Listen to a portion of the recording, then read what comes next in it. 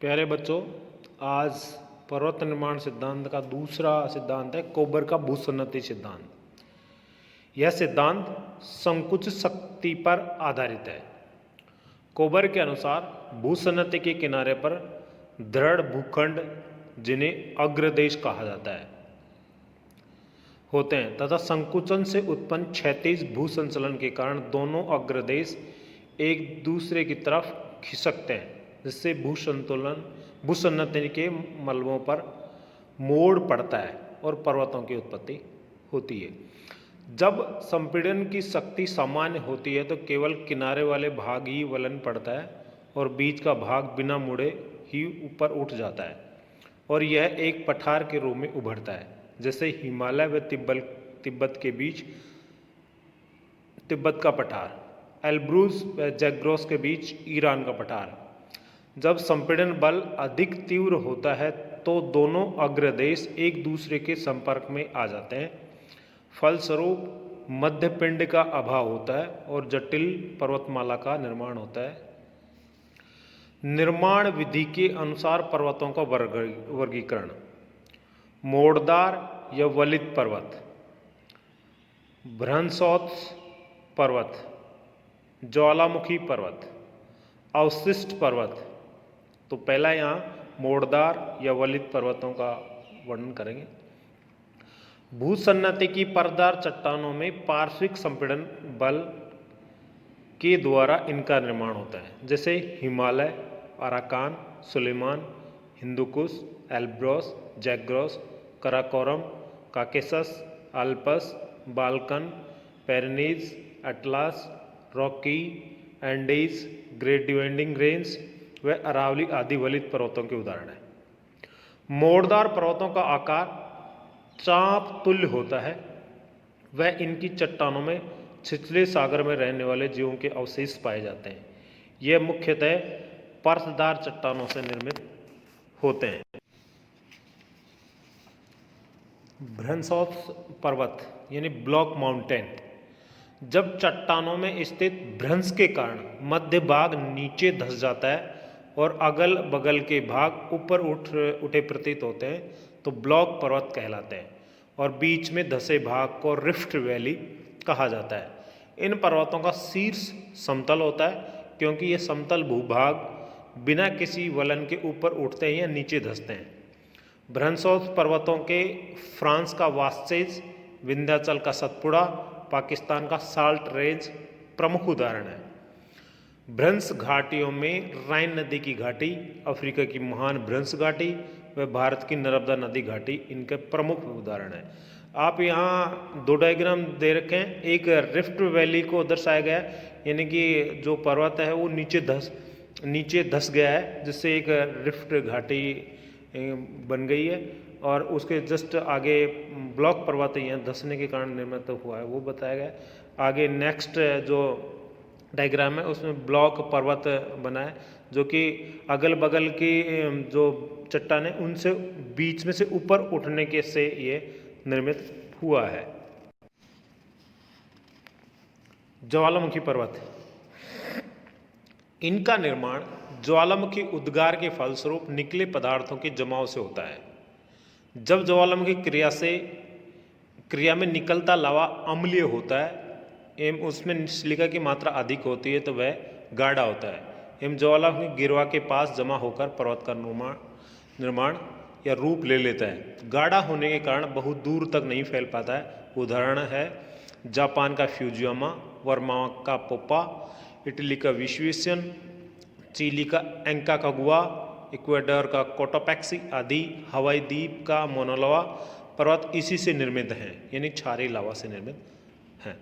अवशिष्ट पर्वत: इसका निर्माण अपरदन के कारण होता है।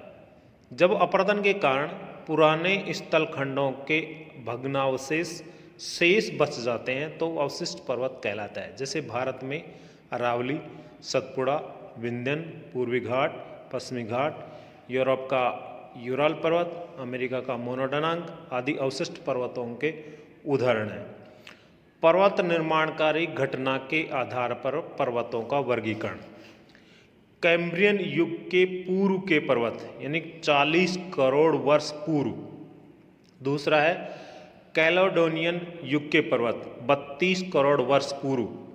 हर्शियन युग के पर्वत 27 करोड़ वर्ष पूर्व। अल्पाइन युगीन पर्वत 3 करोड़ वर्ष पूर्व।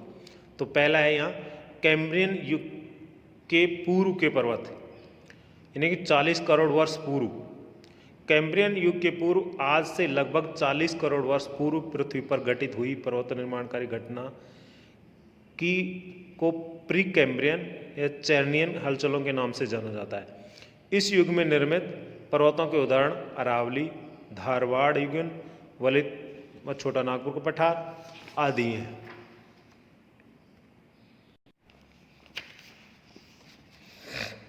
कैलेडोनियन परमियन युग के पर्वत।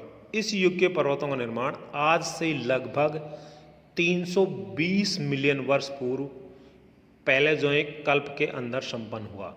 इस हलचल के फलस्वरूप अमेरिका के एपलेशियन, यूरोप में स्कॉटलैंड, आयरलैंड के पर्वत, ब्राज़ील के पर्वत, एशिया में बेकाल झील के समीपवर्ती पर्वतों का निर्माण इसी युग में हुआ। वर्तमान समय में ये पर्वत अवशिष्ट पर्वतों के उदाहरण हैं। हर्शियन युग के पर्वत वर्तमान से लगभग 27 करोड़ वर्ष पूर्व कार्बोनियन युग के अंतिम चरण तथा परमियन युग के तीसरे पर्वतीय निर्माणकारी हलचल का आविर्भाव हुआ। इस हलचल के कारण यूरोप में अधिकांश ब्लॉक पर्वतों का निर्माण हुआ। इसके मुख्य उदाहरण Pennine, Wasatch, Black Forest, Bohemia, Spain का मेसेटा पठार क्षेत्र, तिएनशान, पूर्वी कार्डेलेरा इत्यादि ये पर्वत ही वर्तमान समय में अवशिष्ट पर्वतों के रूप में पाए जाते हैं। अल्पाइन युगीन पर्वत। हर्शियन युग पर्वत निर्माणकारी हलचलों के बाद में सर्वाधिक अर्वाचीन हलचल ट्रेसियन युग के लगभग 3 करोड़ वर्ष पूर्व प्रारंभ हुए, जिन्हें अल्पाइन हलचल के नाम से जाना जाता है। इस युग में वर्तमान समय में विश्व के सर्वोच्च व सबसे नवीन पर्वतों का निर्माण हुआ है। इस हलचल के परिणाम स्वरूप विश्व के नवीन मोड़दार पर्वतों का निर्माण हुआ, जैसे Alps, Rockies, Andes, Elburz, Zagros, Kunlun, Himalaya, Karakoram, Arakan इत्यादि। पर्वत के विभिन्न रूप: पर्वत कटक, पर्वत श्रेणी, पर्वत श्रृंखला, पर्वत प्रणाली, पर्वत वर्ग, पर्वत समूह। पर्वत कटक लंबे संकरे ऊंचे पर्वतों को पर्वत कटक कहते हैं।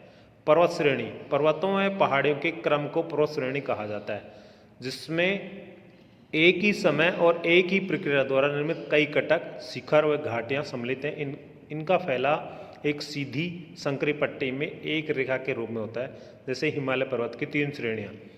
पर्वत श्रृंखला जब विभिन्न युगों में निर्मित लंबे व संकरे पर्वतों का विस्तार समांतर रूप में पाया जाता है, तो उसे पर्वत श्रृंखला या पर्वतमाला कहा जाता है, जैसे अपलेशियन पर्वतमाला। पर्वत प्रणाली एक ही युग में निर्मित विभिन्न पर्वत श्रेणियों के समूह को पर्वत प्रणाली या पर्वत तंत्र कहते हैं। पर्वत वर्ग जब किसी प्रदेश की कटक तथा श्रेणियां पर्वतमाला की तरह विस्तृत होती हैं, परंतु पर्वतमाला की तरह एक ही सिद्ध में लंबी रेखा में विस्तृत न होकर असमान रूप में फैली होती है, तो उसे पर्वत वर्ग कहा जाता है। पर्वत समूह पर्वत वर्गों या पर्वत प्रणालियों का समूह पर्वत समूह कहलाता है। इसमें विभिन्न युगों में विभिन्न प्रकार के निर्मित पर्वत श्रेणी, पर्वत तंत्र, पर्वत श्रृंखलाएं पाई जाती हैं। उदाहरण उत्तरी अमेरिका का पश्चिमी कार्डेला इसका प्रमुख उदाहरण है। धन्यवाद बच्चों।